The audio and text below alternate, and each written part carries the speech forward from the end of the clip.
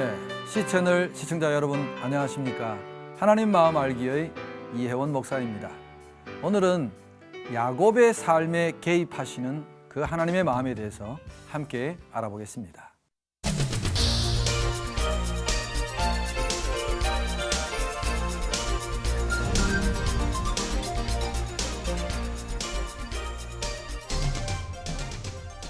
그 이삭의 축복 사건 이후에 이 에서가 정말 속으로 이빨을 부두둑 갈았죠.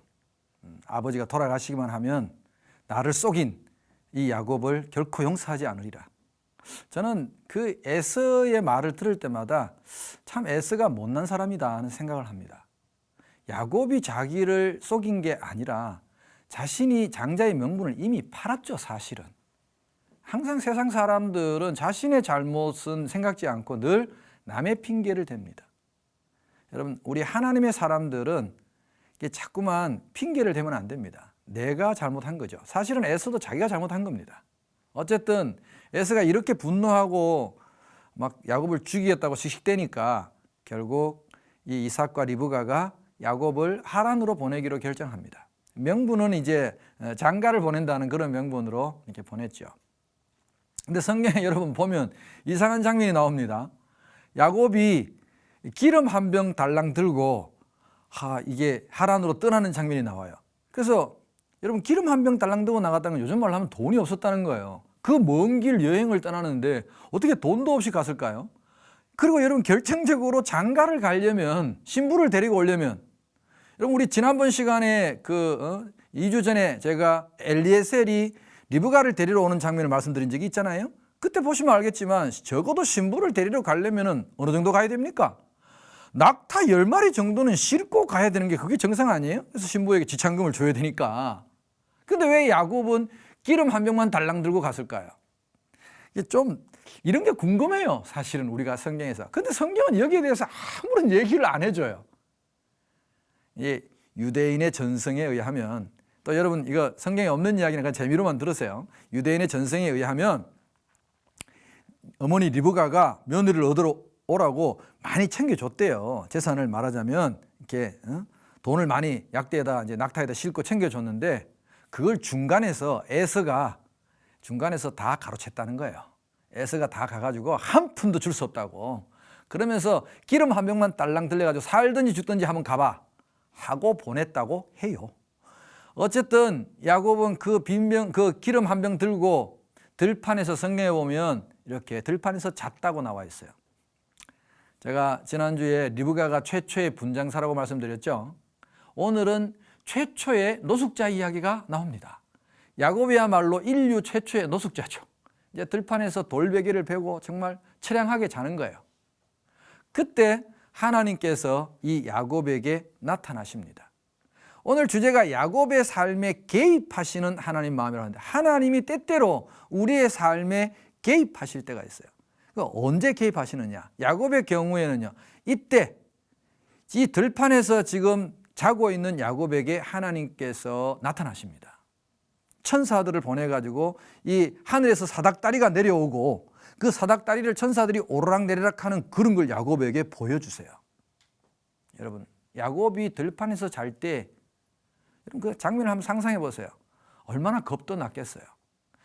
이 야곱은 지난주에 말씀드렸듯이 늘 장막에만, 집 안에만 있던 사람입니다. 조용한 사람입니다.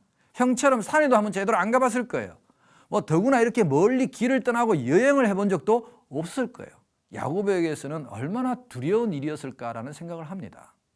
그래서 두려워서 떨고 벌벌 떨고 아마 광야에서 늑대 울음소리도 막 들리고 그랬을 거예요.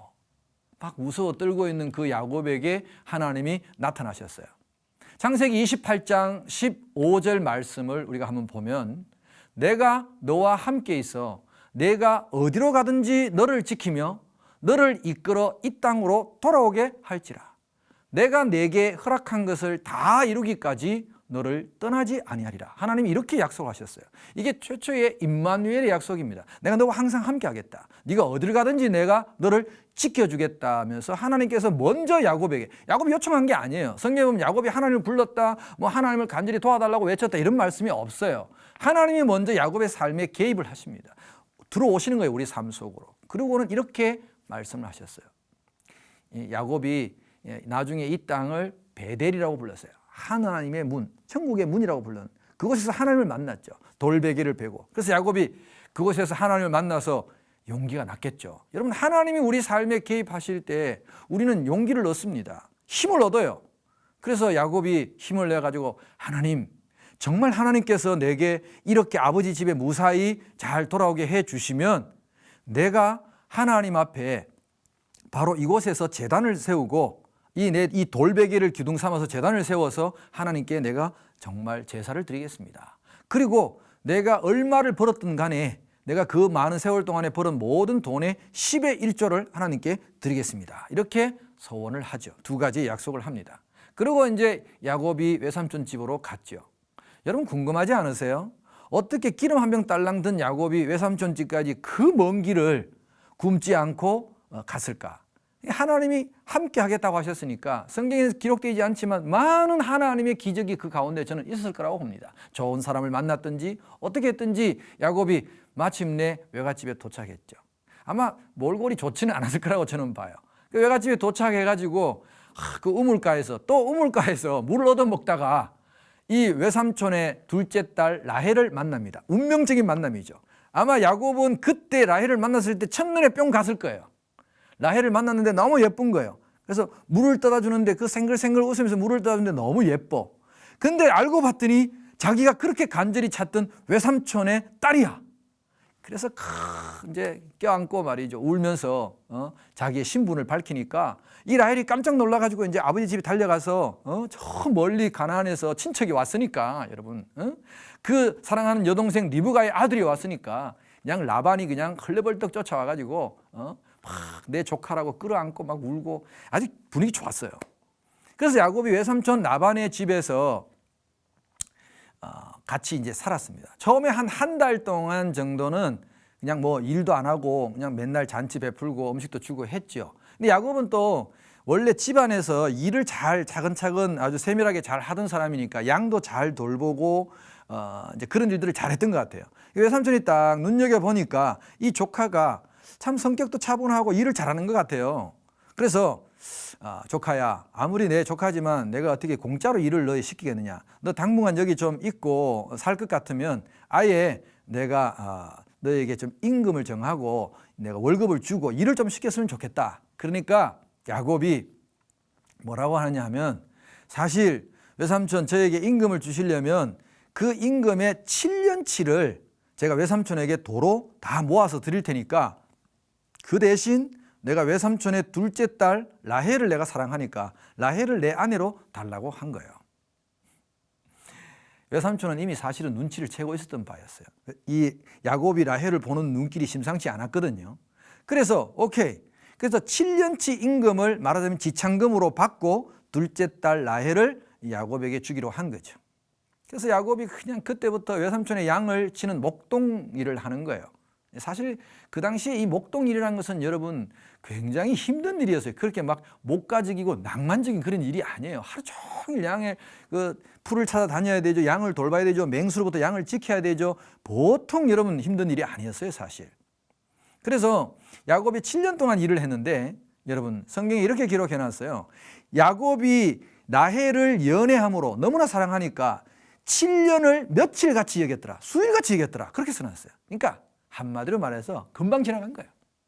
너무 간절하니까 라헬하고 결혼하고 싶으니까. 그래서 꿈같이 7년이 꿈같이 지나가고 이제 드디어 D-Day가 되었어요. 라헬을 이제 아내로 딱 맞는 그날 잔치를 이제 동네 잔치를 막 베풀었는데 그 메소포타미아 지방 그쪽 하란 이쪽 지역에 잔치하는 걸 보면 여러분 굉장히 거창합니다. 뭐 보통 가난한 사람들이 한 일주일 정도 하고요. 뭐 좀 산다 하는 사람들은 보통 한 달씩 막 잔치를 합니다. 뭐 보통 보름 정도 해요.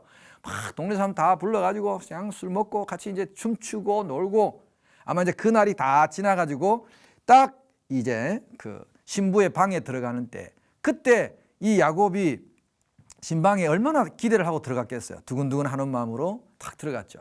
이제 내일 아침에 눈을 뜰 때면 그 새하얀 침대 위에서 사랑하는 라헬과 내가 인생을 이제 함께 꿈꾸면서, 그래서 나의 사랑하는 라헬 하고 딱 쳐다봤는데 아침에 여러분, 레아가 옆에 누워 있는 거예요. 야곱이 벗은 몸을 가리면서 얼마나 놀랐겠어요. 아니, 처형이 웬일이세요? 여러분, 처형이잖아요. 처형. 자기 처의 언니니까. 야곱이 너무 놀라가지고 옷을 주워 입고 외삼촌한테 달려갔죠. 어떻게 된 겁니까, 외삼촌? 이게 어떻게 된 일입니까? 그랬더니 이 외삼촌이 눈도 하나 깜짝 안 하고, 이제 장인이죠, 장인. 눈도 하나 깜짝 안 하고 이러는 거예요. 야, 우리 지방의 풍습은 동생보다 언니보다 동생을 먼저 시집 보내는 법이 없어. 그래서 레아를 먼저 그 방에 넣은 거야. 야곱이 깜짝 놀랐죠. 아니, 외삼촌, 아니 장인어른, 제가 원한 것은 라헬이지 레아가 아닙니다. 내가 라헬을 원했는데 왜 레아를 집어넣습니까? 이건 말도 안 됩니다. 계약 위반입니다. 그랬더니 외삼촌이 하는 말이, 야, 우리 지방의 법은 원래 그래. 이러는 거예요. 야곱이 어떻게 해? 지방의 법이 그렇다는데. 너무 억울하죠. 말도 안 돼. 그리고 이미 물은 엎질러졌고, 참 울며 겨자 먹기라는 말이 있죠, 우리말에. 야곱의 심정이 그랬어요. 야곱이 너무 억울해하고 막 힘들어하고 씩씩거리니까 이 외삼촌이 또 머리를 딱 써요. 야, 너 라헬이 그렇게 좋냐? 그러니까, 아니 외삼촌 그걸 말씀이라고 하세요. 라헬을 보고 7년 동안이나 제가 일했잖아요. 그러니까 외삼촌이 하는 말이, 그러면 라헬도 내가 너한테 줄 테니까 7년만 더 해. 그래서 여러분, 7년만 더 하래요. 그래서 어떻게? 라헬을 얻으려면 할 수 없이 또 야곱이 7년을 또 그냥 죽으라고 또 일을 한 거예요. 진짜 밤에, 나중에 야곱이 고백하는 거 보면 밤에 잠도 못 자고 정말 죽을 똥 살 똥 또 7년을 일했어요. 근데 재밌는 것은 사실상 레아를 위해서 한 거잖아요. 그 나머지 7년은. 앞에는 라헬을 위해서 야곱이 했으니까, 레아를 위해서 7년 동안 일했는 것에는요, 뭐 야곱이 7년을 며칠같이 여겼더라 이런 말이 없어요, 성경에. 그러니까 그냥 억지로 했다는 거예요. 그렇게 7년, 라헬을 위해서 7년, 레아를 위해서 7년, 합계 14년 동안을 외삼촌에게 쏘가서 일을 했어요. 야곱이 얼마나 여러분 억울했겠어요. 이제 그 몸종들을 원래 아가씨들이 이제 시집갈 때는 몸종들을 한 명 따라오는데, 이 빌하와 실바라는 이 몸종이 각각 레아의 몸종, 그 다음에 라헬의 몸종이 따라와서 야곱은 졸지에 부인이 4명이 됐어요. 부인은 4명이고 아이들도 태어났겠죠, 많이. 태어났는데 야곱이 이 14년을 돌아보니까 아무것도 자기 재산은 없어. 양새끼 한 마리도 자기 게 아니야. 그래서 야곱이 외삼촌한테 가서, 외삼촌, 14년을 내가 일했는데 손에 쥔 게 아무것도 없습니다. 요즘 말로 하면 전세방 얻을 돈도 없습니다. 나는 언제나 내 집을 세우겠습니까? 그래서 내 고향으로 돌아가겠습니다 하고 야곱이 그러니까 외삼촌이요, 야곱을 붙들어요. 왜 붙드느냐? 야곱이 일을 너무 잘하는 거예요. 외삼촌 라반의 집이 이 야곱이 오고 난 뒤로부터 점점 부자가 된 거예요. 양도 늘어나고, 야곱이 양을 되게 잘 이렇게 길렀던가 봐요. 왜 그런 사람이 있잖아요. 우리가 식물 같은 거 주면 이렇게 잘 키우는, 죽은 것도 막 살려내는 사람이 있고, 어떤 사람은 멀쩡한 것도 죽이는 사람이 있잖아요. 이게 동물도 보면 정말 사랑하고 잘 키우는 사람들이 있었던가 봐요. 야곱이 그런 사람이었던 것 같아요. 외삼촌이 야곱의 재능을 알아보고는 얘를 붙들어야겠다. 그런데 이제 더 이상 딸이 없잖아요. 레아도 팔아먹었죠. 라헬도 팔아먹었죠. 2 딸을 다 팔아먹었는데 이제 딸이 더 없으니까 어떻게 해? 할 수 없이 이제 계약을 하는 거죠. 이 야곱이 이제 외삼촌 라반을 좀 알아봤어요. 우리말에 그런 말이 있죠, 여러분. 뛰는 놈 위에 나는 놈이 있다. 참 야곱도 형을 속이고 아버지를 속이고 속이는데 아주 참 일가견이 있었는데, 외삼촌 라반은 한 수 위야. 고수야, 고수. 그래서 라반이 외삼촌에게, 장인에게 더 이상 속지 않으려고 이 야곱이 계약을 맺는데, 어떻게 맺었느냐? 월급 얼마 이러면 또 외삼촌이 또 나중에서 어떻게 번복할지 모르고, 이제 14년 세월을 허송했는데 그까지 월급 얼마 받아가지고는 언제 이 돈을 모을지 모르는 거예요. 여러분, 야곱의 이름이 뜻이 뭐였죠? 움켜잡는 자였어요. 움켜잡는 자. 그 야곱이 늘 움켜쥐려고 했던 것이, 자, 이번에는 라헬을 움켜쥐려고 하다가 14년을 지금 속았죠. 지금 잡기는 잡았지만 야곱이 이제부터는 내가 억울한 세월을 보상받기 위해서 돈을 내가 움켜쥐어야겠다. 그렇게 생각하고 야곱이 이제 돈 벌기로 작정한 거예요. 계약을 이렇게 맺었어요. 외삼촌 양이 양들은 여러분 흰 양도 있고 검은 양도 있고 알록달록한 양도 있고 점 있는 양도 있고 아롱진 양도 있고 그래요. 그런 양들이 여러 종류가 있는데 딱 고르라는 거야. 만약에 2014년도에 외삼촌하고 나하고 계약을 딱 맺었어요. 그래서 이렇게 하는 거예요. 외삼촌의 양 중에서 2014년도에는 아롱진 양이 태어나면 내 거다, 야구 거다. 그렇게 계약을 맺는 거예요. 그러면 외삼촌하고 어떻게 일을 하냐면 아롱진 양은 싹 다 빼가지고 절대 야곱에 치는 양 가까이 못 가게 해요. 막 한 30리 떨어뜨려 놓고 절대 만나지도 못하게 해. 그러면 예를 들어서 야곱은 흰 양만 데리고 가서 양을 치는 거예요. 1년 동안. 1년 동안 양을 치면 그 중에서 아론진 양이 태어나야 그게 야곱의 말하면 일당이 되는 거예요. 몫이 되는 거예요.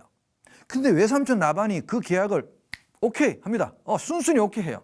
왜냐하면 지금처럼 뭐 유전공학이니 이런 거는 과학적으로 잘 모르지만 여러분 그 당시에 사람들도 경험적 지식이란 게 있어요. 유전학은 모르지만 이 양들은 대체로 이 흰 색깔의 양이 우성이라는 것 정도는 아는 거예요. 많이 태어나지 아롱진 양은 잘 안 태어나는 거예요. 1년에 몇 마리도 안 태어나는 거예요. 그러니까 외삼촌은 야 이거 봉 잡았다. 이거 정말 그저 부려먹는구나 생각하고 계약을 했단 말이에요. 근데 계약을 하면 이상하게 그 해에 아롱진 양을 계약하면 야곱이 치는 양은 계속 아론진 양이 나오는 거예요. 성경에 보면 이 야곱이 뭐 양들이 교배할 때에 시냇가에 버드나무 껍질을 벗겨가지고 뭐 어쩌고 저쩌고 이런 말이 나와요. 근데 여러분 그거는 야곱의 인간적인 노력이었고 나중에 야곱이 자기 부인들에게 고백하는 내용을 보면 나는 내가 그렇게 해서 하나님이 나에게 아롱진 양을 주고 얼룩진 양을 준 줄 알았는데 그건 내 기술 탓이 아니라 하나님께서 내 꿈에 보여주시기를 내가 외삼촌하고 아롱진 양이 내게 될 거다라고 계약하면 그냥 꿈에 올라타는 순양은 전부 다 아롱진 양이었다는 거예요. 그러면 외삼촌이 열받잖아요. 아니 1년에 한두 마리도 태어나기 힘든 그 양이 어떻게 이 해에 전부 다 1년 지나서 야곱이 몰고 오는데 보니까 흰 양 반 아롱진 양 반이야. 외삼촌이 눈이 띠용 나오는 거죠. 야 이게 뭐야 이게 어떻게 된 거야 도대체. 그래가지고 성질을 벅벅 내면서 다음 해에 또 계약을 바꿔. 야 다음 해는 점 있는 양만 네 거야. 그러면 여러분 또 방식은 똑같아. 그럼 또 다 분례가 이렇게 가고 나면 또 그 다음에 어떻게 되겠어요? 몰고 오는데 보면 또 흰 양 반 또 점 있는 양 반이 오는 거야. 외삼촌이 열받아서 6년 동안이나 이렇게 해서 6년 동안이나. 그래서 6년이 지나고 나니까 야곱이 양 떼도 많아지고 소 떼도 많아지고 여러분 그걸 다 관리하려면 결국 일꾼도 불러야 되니까 하인도 많아지고 야곱이 2떼를 이루었더라. 그렇게 나와요. 야곱이 부자가 된 거예요. 말하자면 부자가 확 됐어요. 그러자 외삼촌하고 이 외삼촌의 아들들이 야곱을 보는 눈길이 다른 거예요. 외삼촌 아들들이 두들거리는 거예요. 야 저놈이 말이야 우리 집에 올 때는 그냥 딸랑 지팡이 하나 딱 들고 정말로 그렇게 왔는데 아무것도 없이 왔는데 우리 아버지 덕분에 저렇게 큰 부자가 되었구나 하면서 저거는 원래 우리 건데 꼭 사람들이 그렇게 이야기하는 거예요. 그래서 창세기 31장 2절에서 3절 말씀을 보면 이렇게 말해요. 야곱이 라반의 안색을 본즉 자기에게 대하여 정과 같지 아니하더라. 여호와께서 야곱에게 이르시되 내 조상의 땅 내 족속에게로 돌아가라. 내가 너와 함께 있으리라 하신지라. 벌써 이 라반의 안색이 안 좋은 걸 야곱이 살피고 있으니까 여러분 이때 또 하나님이 지금 개입하시잖아요. 하나님이 야곱에게 나타나셔서 야 너 이제 그만 돌아가라 하고 말씀을 해주세요. 그래서 야곱이 아내들을 설득하고 해가지고 외삼촌 모르게 사흘 동안이나 치밀하게 준비해가지고 튀었어요. 야반 도주를 한 거죠 말하자면. 성경에 보면 야곱이 사흘 동안이나 도망갈 동안에 라반의 집에서는 아무도 도망간 줄을 알지 못했다 그랬어요. 여러분 31장 12절에서 13절에 보면 야곱이 그 아내들을 설득할 때 이렇게 말합니다.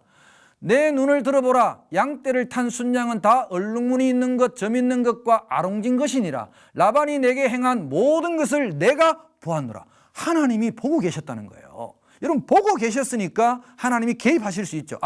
이때는 내가 도저히 그냥 있을 수 없다. 그런 때에 하나님이 나타나시는 거예요. 그러면서 하나님이 이렇게 말씀하셨어요. 야곱에게. 나는 베델의 하나님이라.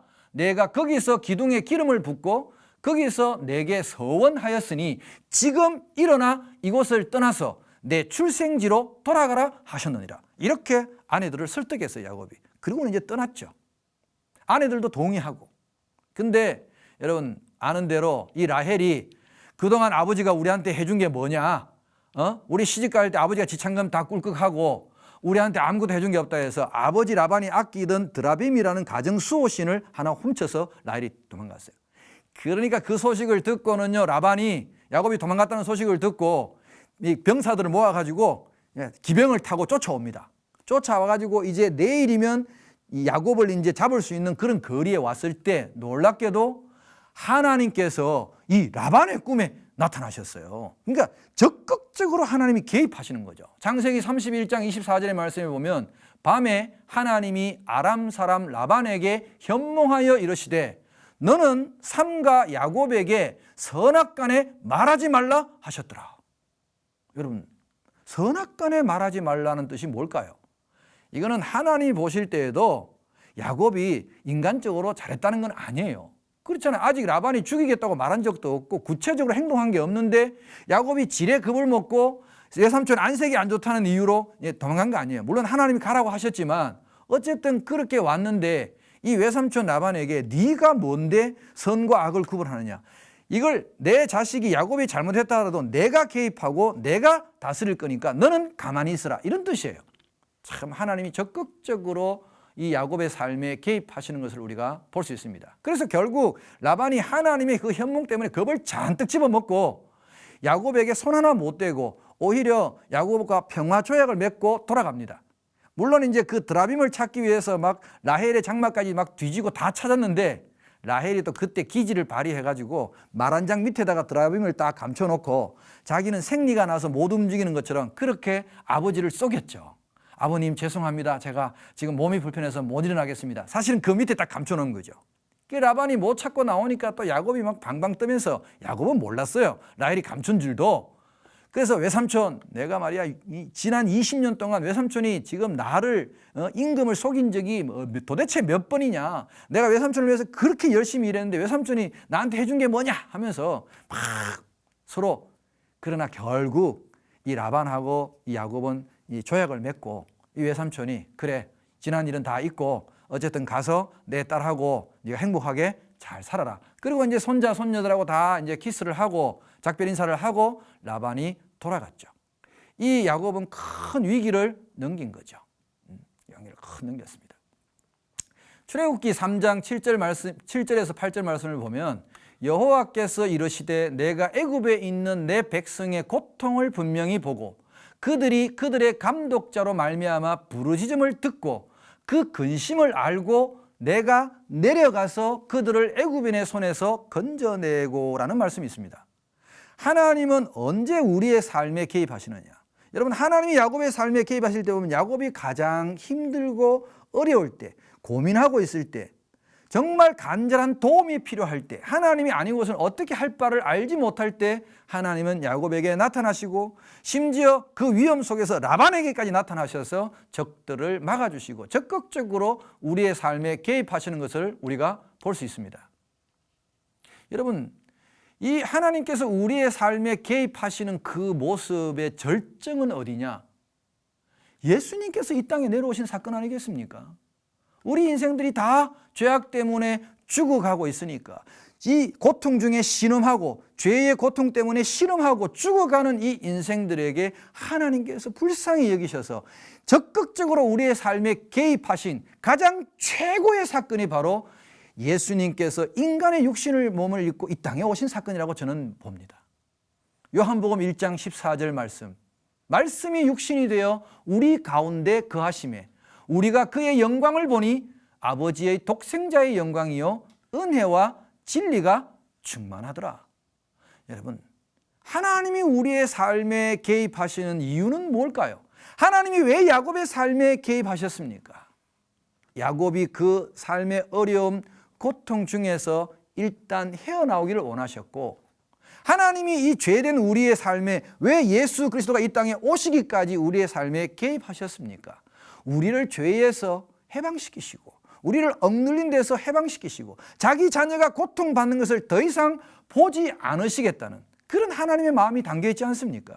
그래서 우리로 하여금 슬픔과 고통과 억압이 아닌 하나님의 은혜 그리고 하나님의 진리가 충만한 삶을 살기를 원하시는 마음이 바로 하나님의 마음입니다.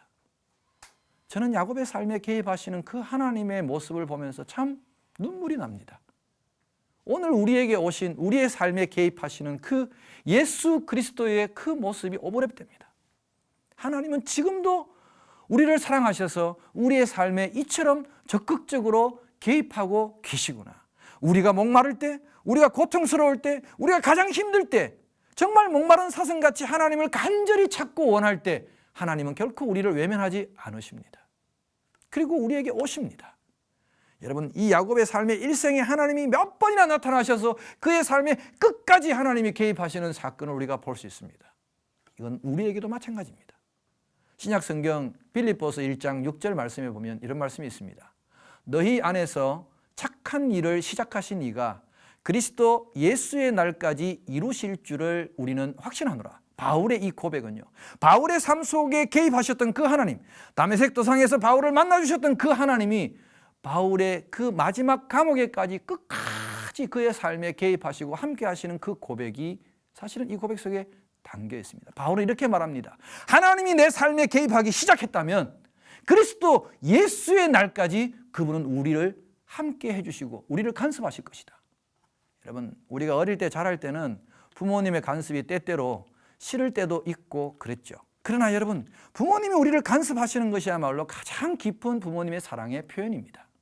에베소서 1장 11절에서 12절 말씀을 보면 모든 일을 그의 뜻의 결정대로 일하시는 이의 계획을 따라 우리가 예정을 입어 그 안에서 기업이 되었으니 이는 우리가 그리스도 안에서 전부터 바라던 그의 영광의 찬송이 되게 하려 하심이라.